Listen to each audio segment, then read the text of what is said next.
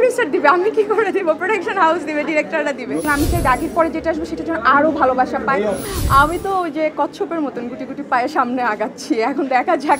আমি একটা জিনিস বিশ্বাস করি, শুধু সৌন্দর্য দিয়ে ফিল্ম ইন্ডাস্ট্রিতে টিকে থাকা যায় না। মিস ইউনিভার্স হব বা আমি মিস ওয়ার্ল্ড হব, আমি দেশের বাইরে যাব, আমাকে নিয়ে চর্চা হবে, আমার একটা পপুলারিটি আসবে, এটাই তো এই বিউটি প্রেজেন্টের আসলে মূল লক্ষ্য না। মূল লক্ষ্য হলো আমাদের দেশের হয়ে বাইরে গিয়ে কাজ করা এবং সেখানে নারী উদ্যোক্তা হিসেবে কাজ করা এবং সেখানে নিজের বাংলাদেশের নাম উজ্জ্বল করা, এটা আসলে মেইন আমার মনে হয়।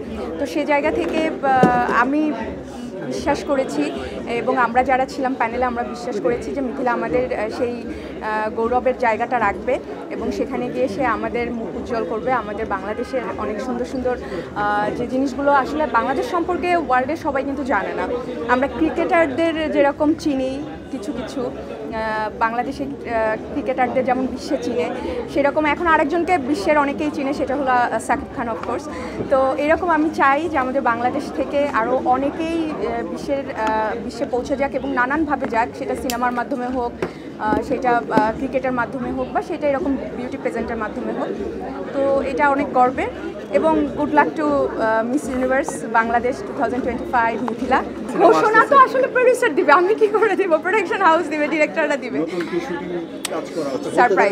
সারপ্রাইজ খুব ভালো কিছু আসছে ইনশাল্লাহ এবং খুব অল্প সময়ের মধ্যে। কেসারেন শেকড় থেকে শিখরে, কিন্তু সেটার জন্য একটু অপেক্ষা করতে হবে। খুব ভালো কিছু আসছে এবং ইনশাল্লাহ, যেহেতু সুরঙ্গর পরে একটা কথা ছিল যে অনেক দিন হয়ে গেল আমার নেক্সট কি প্রজেক্ট আসবে, তো সেখানে দাগি এসছে।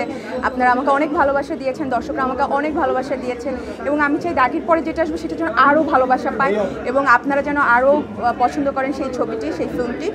তো আমার মনে হয় সেরকমই একটা ছবি আমি পছন্দ করেছি, আমার লিস্টে নিয়ে এসেছি এবং খুব শীঘ্রই আপনারা জানতে পারবেন। অঞ্জন দত্তের সিরিজটার খবর এইটা আসলে আমি বলতে পারছি না, কারণ আমার শুটিং শেষ, আমার ডাবিং শেষ, পুরো প্রজেক্ট কমপ্লিট। এখন সেটা বলতে পারবে আসলে বিঞ্জ প্ল্যাটফর্ম বলতে পারবে যে ওরা কবে এটা আপনাদের কাছে পৌঁছে দেবে। আমি তো ওই যে কচ্ছপের মতন গুটি গুটি পায়ে সামনে আগাচ্ছি, এখন দেখা যাক কী হয়। এই অনেক দূর যেতে চাই, অনেক ভালো ভালো কাজ করতে চাই। এখন যেন আরও এরকম ডিফারেন্ট ক্যারেক্টার করতে পারি এবং সেগুলো কাজ যেন বেঁচে থাকে, সেই কাজ দিয়েই যেন মানুষ আমাকে মনে রাখে। আমি একটা জিনিস বিশ্বাস করি, শুধু সৌন্দর্য দিয়ে ফিল্ম ইন্ডাস্ট্রিতে টিকে থাকা যায় না।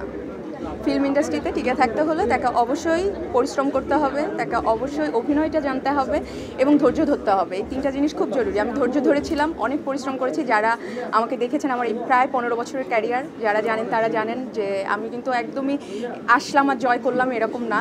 এখনও আমি জয় করতে পারিনি, কিন্তু আমি এখন চেষ্টা করছি আমাকে ভেঙে ভেঙে আরও যেন সুন্দর সুন্দর কাজ আমি দর্শককে দিতে পারি।